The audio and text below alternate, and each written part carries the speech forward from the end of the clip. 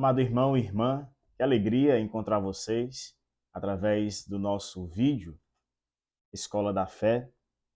Hoje nós estudaremos a segunda sessão, a profissão da fé cristã, que é o símbolo da fé. Mas antes, eu convido a você a rezarmos juntos. Em nome do Pai, e do Filho, e do Espírito Santo. Amém. Inspirai, ó Deus, as nossas ações e ajudai-nos a realizá-las, para que em vós comece e para vós termine tudo aquilo que fizermos. Por Cristo nosso Senhor. Amém. Muito bem, na aula anterior, nós rezamos um pouco sobre a resposta do homem a Deus. É bem verdade que Deus faz um chamado ao homem e ele precisa, na sua liberdade, responder a este chamado de Deus.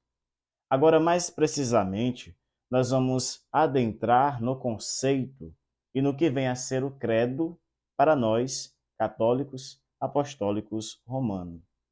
Quem diz creio, vai nos dizer o Catecismo da Igreja Católica, é como quem diz que dá a adesão por aquilo que nós cremos. A comunhão na fé precisa de uma linguagem comum de fé, normativa para todos e que una na mesma confissão de fé. Desde a origem, a Igreja Apostólica exprimiu e transmitiu a fé em fórmulas breves, mas também normativas para todos. A Igreja sempre preservou e guardou aquilo que é essencial da sua fé, aquele resumo, para que ao rezar nós já tenhamos consciência do que a Igreja prega, o que a Igreja acredita, o que a Igreja tem como verdade de fé. Então, essa síntese, esse resumo, chama-se profissão de fé, pois resumem a fé que os cristãos professam, que nós professamos a cada domingo, em cada Santa Missa, mas também em todas as festas e solenidades. Chama-se credo, creio, e denomina-se assim símbolo da fé, porque contém todas as razões da nossa fé. Quando nós rezamos o credo, nós já vamos percebendo em tudo o que nós acreditamos, tudo o que nós somos chamados a acreditar. No número 189 do nosso catecismo, vai nos dizer: a primeira profissão de fé é feita por ocasião do batismo. O símbolo da fé é inicialmente o símbolo batismal. Uma vez que o batismo é dado em nome do Pai, e do Filho, e do Espírito Santo. É o que nós rezamos em Mateus 28, 19. As verdades de fé professadas por ocasião do batismo estão articuladas segundo sua referência nas três pessoas da Santíssima Trindade.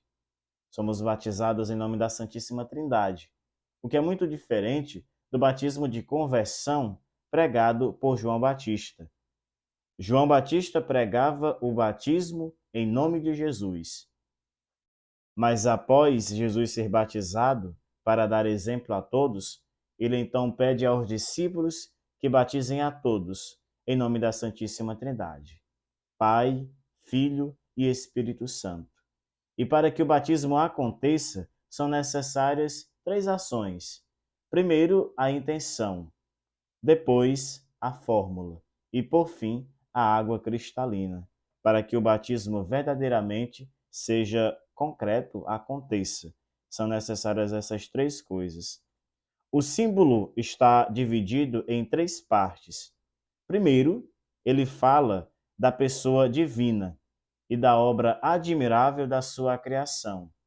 Creio em Deus Pai Todo-Poderoso, Criador do céu e da terra.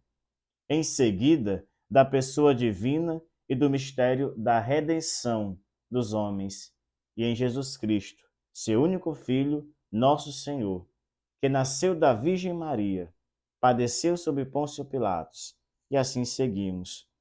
E por fim, na santificação, que acontece através da obra do Santo Espírito. O Santo Espírito que tem a missão de santificar. Vejam só, cada pessoa da Santíssima Trindade tem a sua missão. A do Pai é criar. O Pai cria todas as coisas. O Filho, ele vai salvar, ele vai redimir. E o Espírito Santo vai santificar. São três pessoas, um único Deus, dividido em três missões: criar, redimir, salvar e santificar. É a obra da Santíssima Trindade. Isso nós já compreendemos, já é chamada a nossa atenção no início da nossa profissão de fé. Estas três partes são distintas, muito embora interligadas, segundo uma comparação usada com frequência pelos padres, chamando-las de artigos. Então, nós vamos ver, durante este capítulo, a divisão de cada uma dessas pessoas e a sua explicação.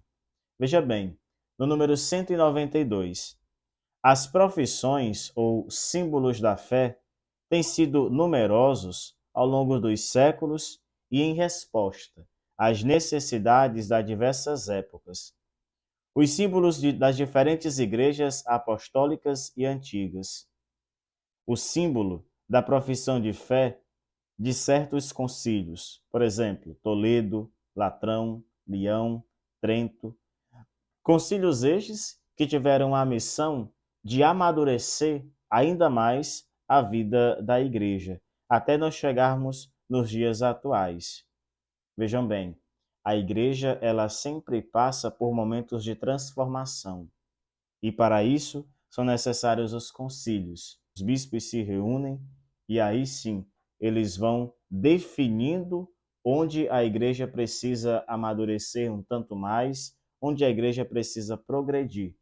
Tudo isso inspirado pelo Santo Espírito de Deus. O capítulo 1 deste capítulo sobre a profissão de fé cristã nos diz: creio em Deus Pai. Nossa profissão de fé começa com Deus, pois Deus é o primeiro e o último. Vai nos dizer Isaías, o começo e o fim de tudo. O credo começa com Deus Pai, pois é a primeira pessoa divina da Santíssima Trindade. Nosso símbolo começa pela criação do céu e da terra, porque é a criação, o começo e o fundamento de todas as obras de Deus. O artigo 1º. Creio em Deus Pai Todo-Poderoso, Criador do céu e da terra. O parágrafo 1º. Creio em Deus. Creio em Deus, esta afirmação da profissão de fé é a também mais fundamental. O símbolo inteiro fala de Deus, e se fala também do homem e do mundo, e com isso da relação entre Deus e o homem. E quando se fala da relação entre Deus e o homem, da intimidade, que vai gerar então, fazer acontecer a salvação. Creio em um só Deus. É com estas palavras que inicia o símbolo niceno-constantinopolitano, o credo. A confissão na unicidade de Deus, que tem sua raiz na revelação divina lá da antiga aliança, é inseparável da confissão da existência de Deus. Para professarmos verdadeiramente a fé em Cristo Jesus, em Deus, nós precisamos ter consciência do que nós estamos rezando. Nós não podemos, em hipótese alguma, rezar o credo, simplesmente dizer palavras. Se nós dizemos, é porque nós temos consciência do que nós estamos crendo. Creio em um só Deus. Não cremos em vários deuses. Não somos politeístas. Cremos em um único Deus. A Israel, seu eleito, o povo de Israel, Deus revelou-se como único. É assim que ele vai dizer no livro do Deuteronômio. Ouve, ó Israel, o Senhor nosso Deus é o único Senhor. Portanto, Amarás o Senhor teu Deus com todo o teu coração, com toda a tua alma e com toda a tua força. No Deuteronômio, nós já temos esta revelação. Deus revela o seu nome, é o ponto 2. Ao seu povo Israel, Deus revelou-se dando-lhe a conhecer o seu nome. O nome exprime a essência, a identidade da pessoa e o sentido de sua vida. Deus tem um nome. Ele não é uma força anônima. Desvendar o próprio nome é dar-se a conhecer aos outros. É, de certo modo, entregar-se a si mesmo, tornando-se acessível, capaz de ser conhecido mais intimamente e de ser chamado pessoalmente. Deus que faz questão de se revelar a cada um de nós, para que tenhamos conhecimento da verdade, que é Ele. Veja bem, Deus revelou-se progressivamente ao seu povo com diversos nomes, mas é a revelação do nome divino feita a Moisés, na teofania da sarça ardente, pouco antes do Êxodo e da Aliança do Sinai, que se tornou a revelação fundamental para a antiga e a nova aliança. Deus aparece a Moisés através da sarça ardente e diz: Eu sou.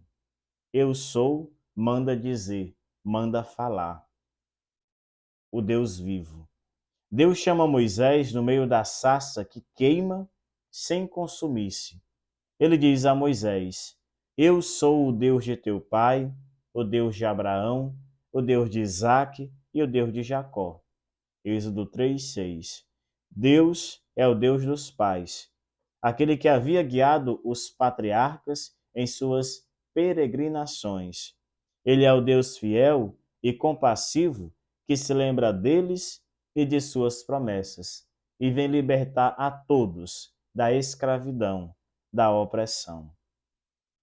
É o Deus vivo que vai ao encontro dos seus e se revela. Eu sou aquele que é.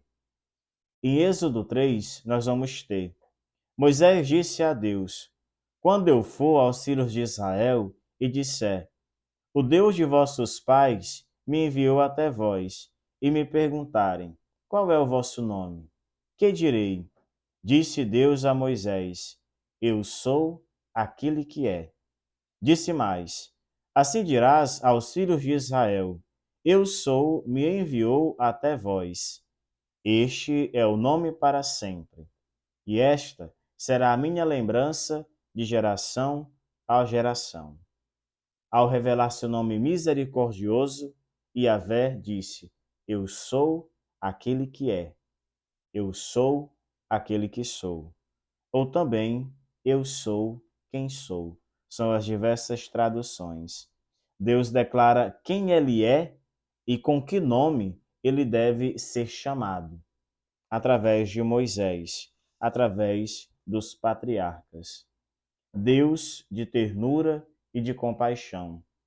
No número 210, vai nos dizer: depois de ter pecado, depois do pecado de Israel, melhor dizendo, que se desviou de Deus para adorar o bezerro de ouro, Deus ouve a intercessão de Moisés e aceita caminhar no meio de um povo infiel, manifestando assim seu amor.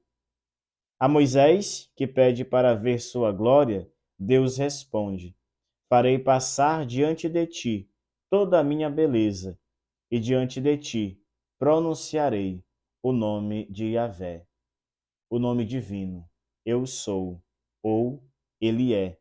Exprime a fidelidade de Deus, que apesar da infidelidade e do pecado dos homens e do castigo que ele merece, guarda seu amor a milhares. É o que vai nos dizer o livro do Êxodo.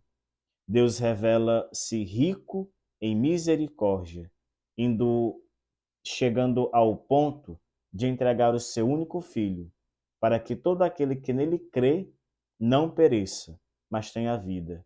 João 3,16. Só Deus é.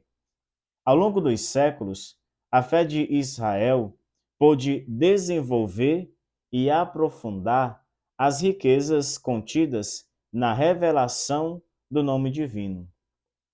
Deus é único, fora dele não há deuses. Fora de Deus não há salvação. Fora do encontro com Cristo Jesus não há caminho para a salvação.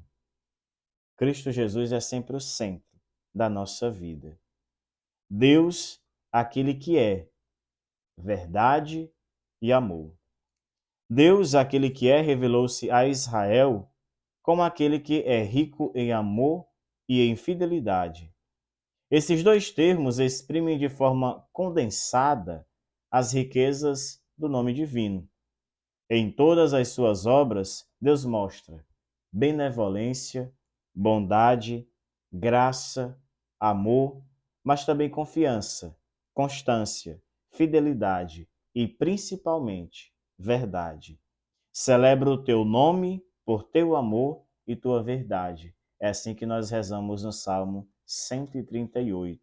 Deus é aquele que é puro em amor, mas também em verdade. Deus é a verdade. O princípio de tua palavra é a verdade. Tuas normas são justiça para sempre. Vai nos dizer o Salmo 119. E aí a resposta em 2 Samuel. Sim, Senhor Deus, tu que és Deus, tuas palavras são verdade. Então Deus é o Deus da verdade. A verdade de Deus é a sua sabedoria, sabedoria esta que comanda toda a ordem da criação e o governo do mundo. Deus que sozinho criou o céu e a terra, é o único que pode dar o conhecimento verdadeiro de toda coisa criada com relação a ele. Ninguém nunca viu o Pai, a não ser o Filho. Deus revela-se através do seu Filho. E nós só podemos ter conhecimento dessa verdade através de Cristo Jesus. E Ele quer trazer a nós, a cada um de nós, a grandeza e a beleza desta verdade. Deus é verdadeiro também quando se revela. O ensinamento que vem de Deus é doutrina de verdade. Quando Ele envia o seu Filho ao mundo para dar testemunho da verdade. Nós sabemos que o Filho veio de Deus e nos deu a inteligência para termos um conhecimento verdadeiro. O nosso conhecimento só é possível a partir do Cristo. Deus é amor. Ao longo de sua história, Israel pôde descobrir que Deus tinha uma única razão para revelar-se a ele e para tê-lo escolhido dentre todos os povos para ser dele. Porque Deus é amor e Deus não cansa de nos perdoar, Deus não cansa de querer nos salvar. Nós é que cansamos de pedir perdão pela nossa infidelidade, pela nossa inconstância, pelos nossos pecados. Mas Deus é misericórdia. A teologia católica nos diz que até o último instante da vida, Deus insiste, querendo nos salvar, querendo nos conduzir para o céu. Mas a resposta, ela é nossa, porque Deus nos deixa livres. Então, o amor de Deus por Israel é comparado ao amor de um pai por seu filho. Este amor é mais forte que o amor de uma mãe por seus filhos. Deus ama seu povo mais do que um esposo ama sua bem-amada.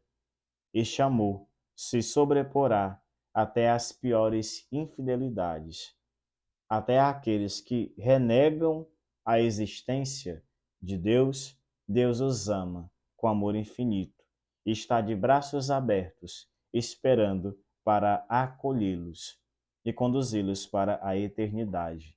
Um bom filho sempre retorna à casa do Pai. Foi assim com o filho pródigo, com o Pai das misericórdias. É assim com tantos outros que estão por aí, que negam a presença de Deus. O alcance da fé no Deus único. No número 222, nós vamos ter: crer em Deus, o único, e amá-lo com todo o propósito, ou com todo o próprio ser, tem consequências imensas para a nossa vida. Significa conhecer a grandeza e a majestade de Deus. Deus é grande demais para que possamos conhecê-lo. Por isso que Deus deve ser o primeiro a ser servido. Significa viver em ação de graças. Se Deus é o único, tudo o que somos e tudo o que possuímos vem dele. Que é que possuís, que não tenhais recebido? Como retribuirei ao Senhor todo o bem que ele me fez? Deus, ele sempre nos alcança. Então, crer em Deus implica amá-lo, implica também arcar com as consequências que virão mediante o caminho. É por isso que Jesus diz a cada um de nós: quem quiser me seguir, pegue a sua cruz e me siga. Quem quiser me seguir, pegue a sua cruz e me siga. E diz mais: a nossa cruz, ela é diária, é do dia a dia. Então, tomemos a nossa cruz do dia a dia e sigamos o Senhor. Aqui nós lembramos aquela frase admirável, aquela oração de Santa Teresinha do Menino Jesus, quando chega ao nosso coração e acalenta: nada te perturbe, nada te assuste, tudo passa, Deus não muda. A paciência tudo alcança. Quem a Deus tem, nada lhe falta. Só Deus basta. Só Deus basta. No número 228, vamos ao resumindo. Ouve, ó Israel, o Senhor nosso Deus é o único Senhor. É preciso necessariamente que o Ser Supremo seja único, isto é, sem igual. Se Deus não for único, não é Deus. Nós não podemos servir a dois senhores. Ou daremos atenção a um e esqueceremos o outro, ou vice-versa. Um único Deus. É por isso que nós olhamos para o Deus único de Israel. A fé em Deus leva-nos a nos voltar só para Ele, com nossa primeira origem e nosso fim último, e nada preferir a Ele, nem substituí-lo por nada. Às vezes parece radical, mas o próprio Evangelho, Cristo Jesus diz que quem põe a mão no arado e olha para trás não é digno de mim. Deixem que os mortos enterrem seus mortos. Quem olha para trás e lembra do pai e da mãe e quer voltar, não é digno de mim. Com isso, Jesus quer nos ensinar a sempre colocarmos Deus em primeiro lugar. No mais, será acréscimo. Deus sempre em primeiro lugar. Ele não pode ser substituído por nada, nem por um laço familiar. Ao revelar-se, Deus permanece mistério inefável. Se o compreendesses, ele não seria Deus. Humanamente, nós nunca compreenderemos Deus na sua totalidade. Nunca. Porque senão ele deixa de ser Deus, deixa de ser mistério. Humanamente, nunca o compreenderemos na totalidade. O Deus de nossa fé revelou-se como aquele que é, deu-se a conhecer com cheio de amor e fidelidade. Seu próprio ser é verdade e amor. Este é o resumindo desta primeira parte, onde nós rezamos a profissão da fé cristã, do símbolo da fé. Assim, nós chegamos ao parágrafo 2º, que vai nos falar sobre o Pai. O primeiro ponto é: em nome do Pai, e do Filho, e do Espírito Santo. Nós já vimos há pouco que os cristãos são batizados em nome do Pai, e do Filho e do Espírito Santo. Antes disso, eles respondem creio, né, na tríplice pergunta que os manda confessar sua fé no Pai, no Filho e no Espírito. A fé de todos os cristãos consiste na Trindade. Os cristãos são batizados em nome da Santíssima Trindade. É preciso ficar claro. 3 pessoas, cada um com a sua missão, um único Deus. Antes de Jesus mandar aos seus discípulos, o batismo era de conversão, em nome de Jesus. É por isso que o batismo de algumas igrejas protestantes, eles não são aceitos pela Igreja Católica porque batizam em nome de Jesus e não em nome da Santíssima Trindade. O mistério da Santíssima Trindade é o mistério central da fé e da vida cristã. É o mistério de Deus em si mesmo e, portanto, a fonte de todos os outros mistérios da fé. É a luz que os ilumina. É o ensinamento mais fundamental e essencial na hierarquia das verdades de fé. Na teologia, nós temos uma disciplina só para estudar a Santíssima Trindade. É uma das disciplinas mais complicadas do curso teológico, mas que querem nos mostrar ou nos fazer chegar perto do que vem a ser ou de como professar, melhor dizendo, de como professar bem a Santíssima Trindade. Porque o mistério, ele nunca será revelado por completo. Porque mistério significa que está guardado com um véu. E tirar o véu do mistério é revelar.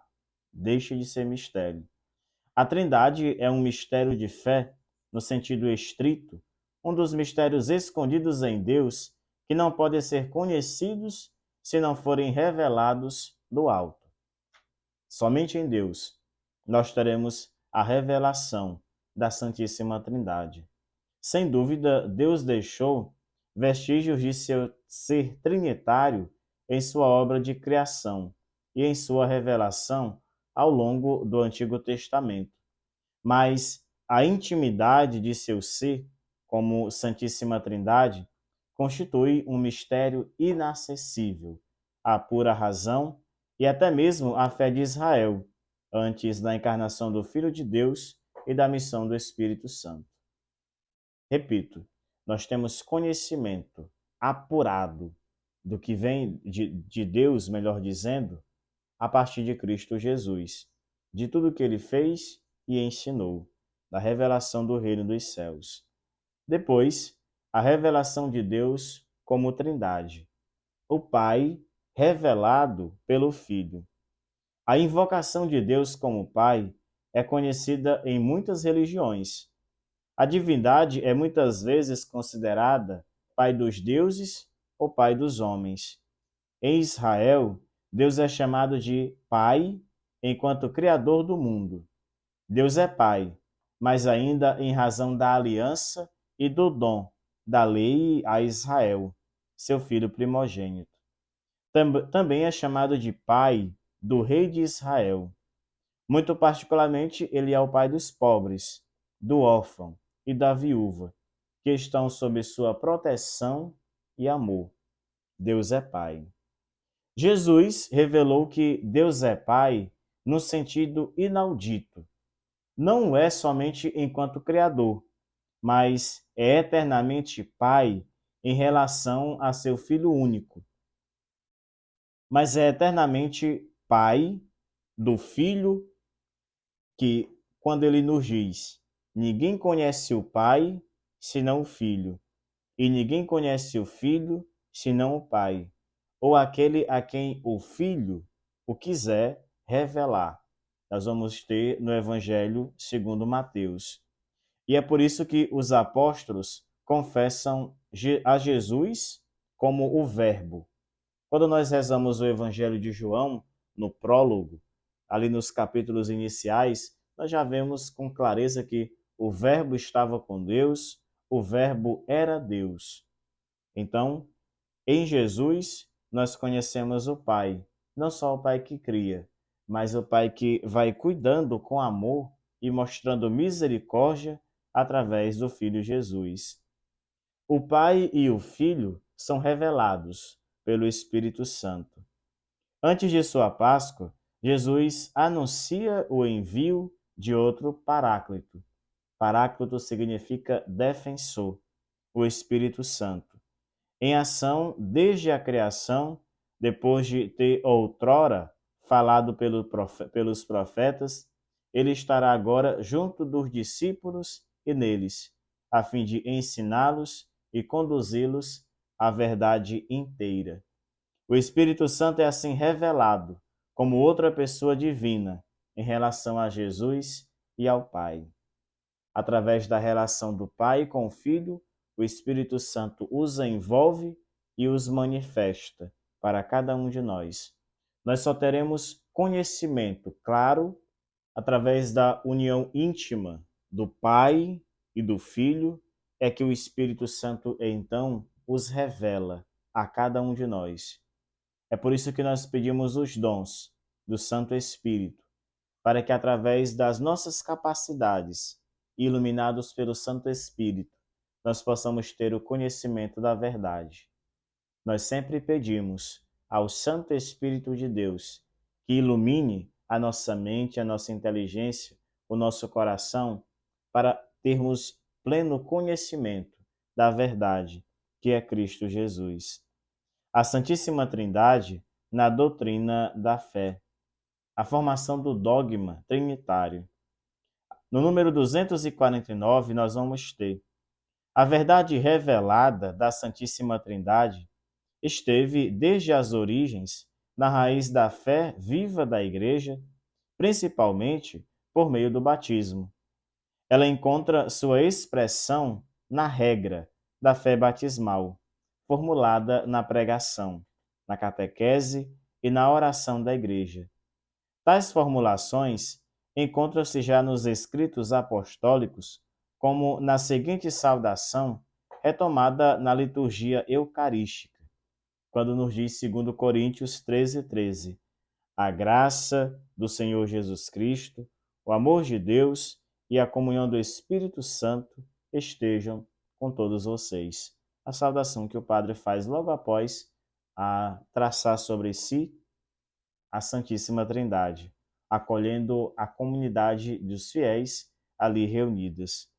No decurso dos primeiros séculos, a Igreja procurou formular mais explicitamente a sua fé trinitária, tanto para aprofundar sua própria compreensão da fé, como para defendê-la de erros que a estavam deformando.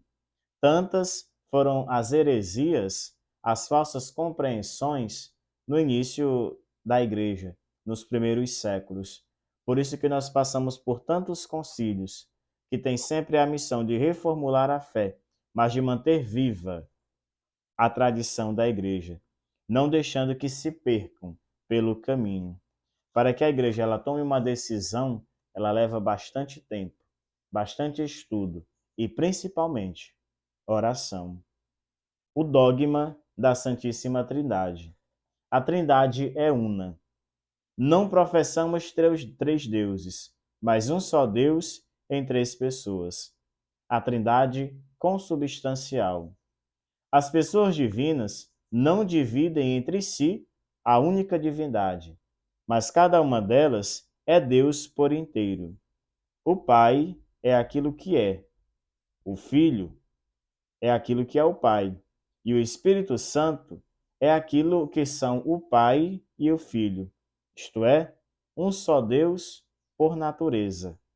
Cada uma das três pessoas é esta realidade, isto é, substância, a essência ou a natureza divina. As pessoas divinas são realmente distintas entre si. Deus é único, mas não solitário. Pai, Filho, Espírito Santo não são simplesmente nomes que designam modalidades do ser divino, pois são realmente distintos entre si, cada um com a sua missão. Essa temática da Santíssima Trindade é sempre um tanto complicada, porque nós queremos explicar através da razão, mas o mistério nunca será explicado, explicitado através da razão. A Igreja procura deixar isso bem claro para cada um de nós. Vamos, então, ao resumindo desta próxima parte. O mistério da Santíssima Trindade é o mistério central da fé e de toda a vida cristã. Só Deus nos pode dar a conhecer, revelando-se como Pai, Filho e Espírito Santo. Só conheceremos verdadeiramente Deus através da sua revelação a cada um de nós. Enquanto humanos, nunca compreenderemos o mistério por inteiro. A encarnação do Filho de Deus revela que Deus é o Pai eterno, e que o Filho é consubstancial ao Pai. Consubstancial, o que significa? Da mesma substância. Isto é, que ele é no Pai e com o Pai o mesmo Deus único. Na catequese, nós usamos a comparação de pegarmos 3 velas. Uma vela dizemos ser o Pai, outra o Filho e outra o Espírito Santo. Quando nós unimos as 3 velas, elas formam uma única chama. Então, para compreendermos melhor, na catequese nós usamos esse exemplo. São 3 velas, uma única chama, uma única substância. Acredito que ajude. A missão do Espírito Santo enviado pelo Pai em nome do Filho e pelo Filho de junto do Pai revela que o Espírito Santo é com eles o mesmo Deus único. Com o Pai e o Filho é adorado e glorificado. O Espírito Santo. O Espírito Santo procede do Pai, enquanto fonte primeira e pela doação eterna deste último ao Filho, do Pai e do Filho e em comunhão. Todas as vezes que falarmos do Pai e do Filho, o Espírito Santo está entre, porque o Espírito Santo é a relação entre o Pai e o Filho.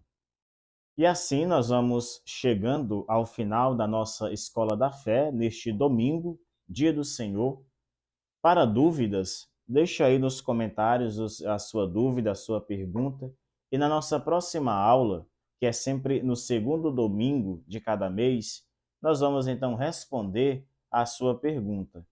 Eu espero ter deixado claro o que a igreja nos ensina, mas o que não ficou claro, pergunte, nós tiraremos as suas dúvidas. Não se esqueça de curtir, de comentar e também de compartilhar para que outras pessoas tenham acesso a este nosso vídeo, tá bom? Então, eu espero você na nossa próxima Escola da Fé, se assim Deus nos permitir. Reze comigo.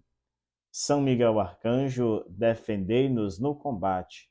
Sede nosso refúgio contra a maldade e as ciladas do demônio. Ordene-lhe Deus, instantemente o pedimos, e vós, príncipe da milícia celeste, pelo divino poder, precipitai no inferno a Satanás e a todos os espíritos malignos que andam pelo mundo para perder as almas. Amém. São Miguel Arcanjo, defendei-nos no combate. Abençoe-vos o Deus Todo-Poderoso, Pai, Filho e Espírito Santo. Amém. Meu abraço e minhas orações.